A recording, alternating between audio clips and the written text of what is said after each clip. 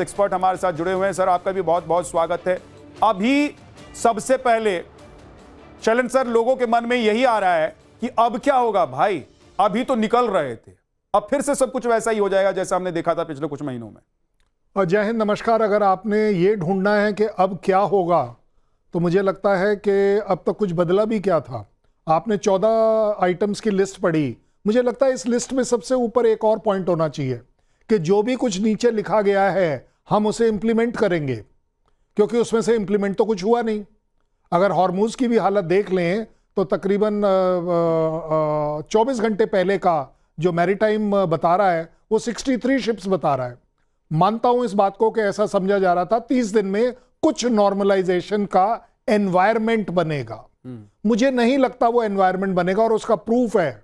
उसका प्रूफ ये है कि फ्यूनरल में, खमेनी सीनियर के फ्यूनरल में वापस से ईरान ने रेड फ्लैग उठाया। रेड फ्लैग उठाने का मतलब होता है कि उसका बदला लिया जाएगा।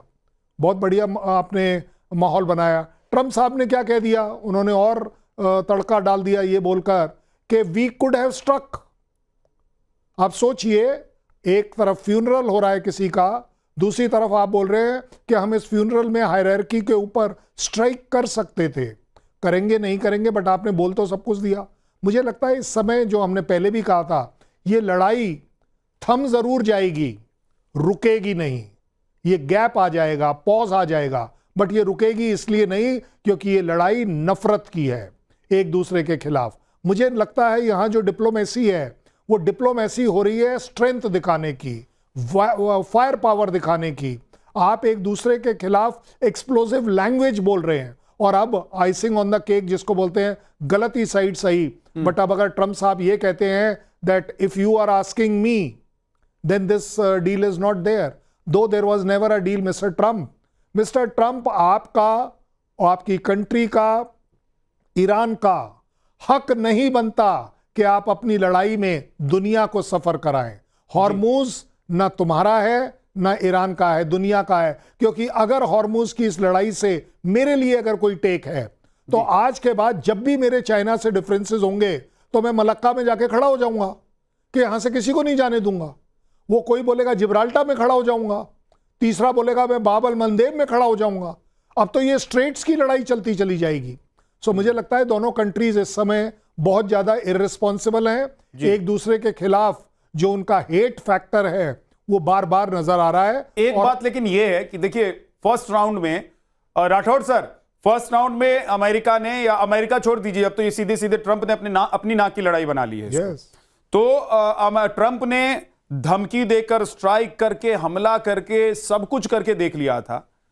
तब वो 3 दिन का जो दावत ठोक रहे थे कि 3 दिन में नामो निशान मिटा देंगे, सभ्यता खत्म कर देंगे, वो नहीं कर पाए थे, और बड़ी मुश्किल से वो सीज फायर तक पहुंच पाए थे। खुद ही सीज फायर को बढ़ाते रहते थे कि भाई आज देखिए फिर से सीज फायर बढ़ गया है। कोई बातचीत होती नहीं थी, समझौता बैकडोर का भी नहीं चल रहा था, लेकिन अमेरिका निकलना चाहता। फिर अगर अमेरिका कूद गया तो अब क्या? देखिए विद्याराज जी, ऐसा है कि ईरान और अमेरिका की शक्ति संतुलन का अगर हम आकलन करते हैं तो अमेरिका के पास बहुत शक्ति है, इसमें कोई दो राय नहीं। एक चीज है कि इस मेमोरेंडम ऑफ अंडरस्टैंडिंग में ईरान को बहुत अच्छी डील मिली थी, और उसे आप देखें तो क्या हुआ कि अमेरिका में ट्रंप की पार्टी के अंदर और बाहर दोनों जगह इनकी बहुत ज्यादा मजम्मत हुई कि ये क्या साइन करके आ गए। तो ट्रंप तो बैठे हुए थे कि किस तरीके से इस पे मुकरा जाए, और ईरान ने उनको एक मौका दे दिया, क्या 2 मौके दे दिए। इससे पहले भी 3 जहाजों पर हमला किया गया था।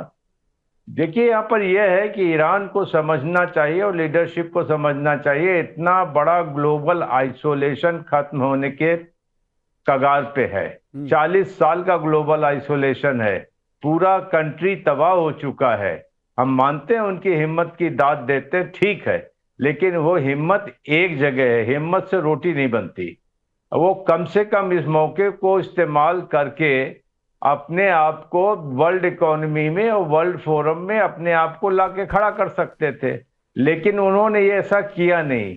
जो कर्नल शैलेंद्र कह रहे थे कि आप दोनों लड़ो, जितना लड़ना चाहते हो लड़ो, हमारा मुद्दा है एनर्जी सप्लाई और स्ट्रेट ऑफ हॉर्मुज। जी। क्योंकि ईरान को ये जो शक हो गया बीच लड़ाई में कि हम हॉर्मुज पे कंट्रोल करेंगे, हाँ। पहले ओमान को इन्होंने साधा, ओमान ने कहा हम I am not interested in your toll tax, तो ओमान नहीं आया।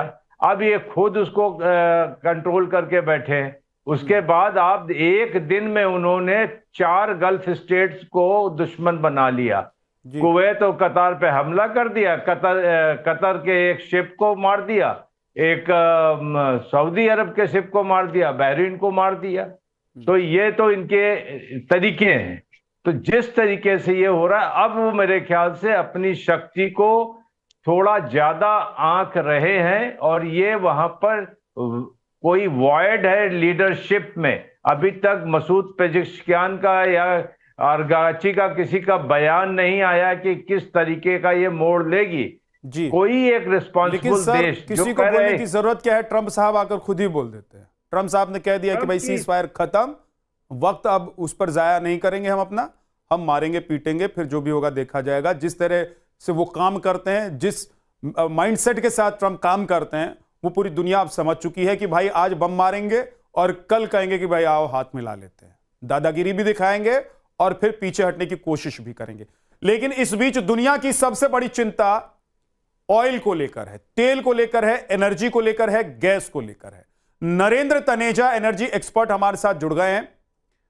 नरेंद्र जी को जरा स्क्रीन पर डालिए। नरेंद्र जी, क्या पिछले कुछ महीनों में दुनिया ने जो एनर्जी क्राइसिस देखी है, आने वाले कुछ वक्त में एक बार फिर से वैसा ही नजारा होगा, या इस बार जो तेवर दिखाई दे रहे हैं अमेरिका के और ईरान के, तो ये लंबा भी खिंच सकता है? नहीं, देखिए, दोनों में आपस में एमओयू तो साइन हो चुका है, लेकिन अब जो फाइन पॉइंट्स हैं उन पे बातचीत हो रही है। और देखिए, जब ट्रंप साहब ने अपना बयान दे दिया, ईरान को गंदगी बोल दिया, स्कम बोल दिया, लेकिन साथ में उन्होंने ये भी कहा कि हमारे डेलीगेशंस बातचीत करते हैं, उनके ऊपर है, क्या बात करेंगे। तो मतलब उन्होंने कोई बातचीत जो है उसको विड्रॉ नहीं किया है, ना अपने नेगोशिएटर को विड्रॉ किया है। एक मसले पे दोनों में जबरदस्त मतभेद हो गया है, वो ये है कि अमेरिका का मानना है कि ईरान ने ये गारंटी दी है वो आणविक हथियार नहीं बनाएगा। अब ईरान उसको लेकर के थोड़ा मुकर रहा है, पीछे हट रहा है, उस पर बातचीत नहीं करना चाहता, उसको असली मुद्दे एग्रीमेंट का हिस्सा नहीं बनाना चाहता। तो अमेरिका उस बात से बहुत खफा है, और ट्रंप साहब ने कहा है ठीक है, अगर ऐसी बात है तो हम दोबारा हमले करेंगे। लेकिन ईरान इस बात को भी जानता है कि अमेरिका उस युद्ध से निकलना चाहता है। उनकी अर्थव्यवस्था पर प्रतिकूल असर हुआ था, तेल की कीमतें अमेरिका के अंदर 70% बढ़ गई थी, और अमेरिकी अर्थव्यवस्था, अमेरिकी आम नागरिक, उसको सस्ते तेल की आदत है। अब छुट्टियों का मौसम वहां शुरू हो रहा है, फिर नवंबर में संसद के चुनाव भी हैं। ऐसे में तेल दोबारा महंगा हो जाए, ट्रंप साहब अफोर्ड नहीं कर सकते। तो ये सब होगा। ये जो उन्होंने बयान दिया टेलीविजन पे सब लोग देख रहे हैं, मुझे वो प्रेशर टैक्टिक है, और ईरान इस बात को अच्छी तरह जानता है। और लेकिन ईरान भी उत्सुक है कि ये एमओयू जो है एग्रीमेंट में तब्दील हो जाए, उनको जो है मेन स्ट्रीम होना है, उनको अपना तेल बेचना है, अपना गैस बेचना है, वो अपना निवेश उनको चाहिए, वो चाहते हैं जो सैंक्शन लगे हट जाए। इसलिए मैं बहुत ज्यादा उस पर ध्यान नहीं दे रहा। आने वाले 5-6 महीने इस तरह के जो जैसे बोलना चाहिए पैंतरे चलेंगे, एक दूसरे के ऊपर हमले भी होंगे। जब भी नेगोशिएशन में मुश्किल आएगी तेल और एनर्जी में कितना उसका इफेक्ट होगा? अच्छा आपने प्रश्न किया। उस पर असर तो जाहिर तरीके से होगा, लेकिन इतना ज्यादा नहीं होगा कि जो तेल की कीमतें वो बेकाबू हो जाए। इतना जरूर है कि आप देखेंगे कि अब जो है ईरान हमले बंद करेगा, टैंकर्स फिर निकलने लगेंगे, 15-20 दिन के बाद फिर एक ना एक हादसा हो जाएगा। ये जारी किस्से आने वाले 6-7 महीने चलने वाला है। तो कहीं ना कहीं प्रोटेक्शन देगा। जैसे भारत के जहाज ईरान की तरफ से ज्यादा निकल रहे हैं, चाइना के जहाज जो है वो ईरान की तरफ से ज्यादा निकल रहे हैं, पाकिस्तान, इंडोनेशिया, सबके जहाज ईरान की तरफ से, पश्चिम के तमाम जहाज जो है वो ओमान की तरफ से निकल रहे हैं। तो रास्ते ढूंढे जाएंगे, लेकिन ये ध्यान रखिए आने वाले 6-7 महीने में ये बमबारी भी होगी, नेगोशिएशंस भी होगी। एकदम सीधा जनता से जुड़ा हुआ सवाल मैं आपसे पूछ रहा हूं कि जो पिछले कुछ दिनों में थोड़ी सी राहत थी, उसमें भारत ने क्या इस रूट से निकलने वाले जो अपने शिप्स थे, या जो इंपोर्ट होने वाले हमारे एनर्जी के जितने भी शिप्स थे, उसके जरिए अपने स्टॉक को बढ़ा लिया है कि अभी वो स्टॉक मतलब जितना आना चाहिए उतना नहीं आ पाया? हमने अपने जितने भी अपने रिजर्व हैं उनको भर लिया है। इसके अलावा एक्सेस कैपेसिटी भी बढ़ रही है। जब से ये 28 फरवरी से युद्ध शुरू हुआ था, हमारा तमाम तेल, LNG, LPG हम उस इलाके से ला ही नहीं रहे थे। तमाम जो है हम लैटिन अमेरिका, कनाडा और पश्चिमी अफ्रीका से ला रहे थे। वो सिलसिला अभी जारी है। हमने यहाँ से लाना, वो अभी जो यहाँ से वो वाले जहाज ला रहे हैं जो पहले फंसे हुए थे, तो इसलिए भारत की इस मामले में पूरी तैयारी, तो भारतीय उपभोक्ता को कोई परेशान होने की जरूरत नहीं है। हमारी चिंता तेल की कीमत को लेकर, सप्लाई को लेकर नहीं है। तेल की कीमत बढ़ती है जब इस तरह के हादसे होते हैं। ठीक है सर, आप बने रहिएगा हमारे साथ। एक और बड़ी खबर आ रही है, नेटो देशों पर फिर से ट्रंप भड़क गए हैं। ईरान युद्ध में समर्थन नहीं देने पर एक बार फिर से ट्रंप भड़क गए हैं नेटो देश पर। नेटो देशों की ट्रंप ने कड़ी आलोचना की है। नेटो समिट में खूब खरी खोटी सुनाई। अहंकार में नेटो समिट में अमेरिकी राष्ट्रपति ने ईरान के साथ युद्ध के दौरान अमेरिका को समर्थन न देने के लिए नेटो सदस्यों की कड़ी आलोचना की। नेटो प्रमुख रूटे के बयान पर पलटवार करते हुए ट्रंप ने कहा है कि यूके अपने सभी बेस का इस्तेमाल करने की इजाजत नहीं देगा और इटली बेस के जरिए अमेरिका का समर्थन करने के मामले में बहुत खराब रहा है।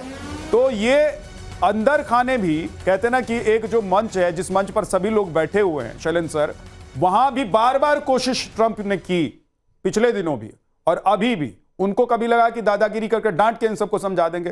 लोगों ने कहा कि नहीं भैया, ऐसे डांट वांट सुनने वाले आपके हम हैं नहीं।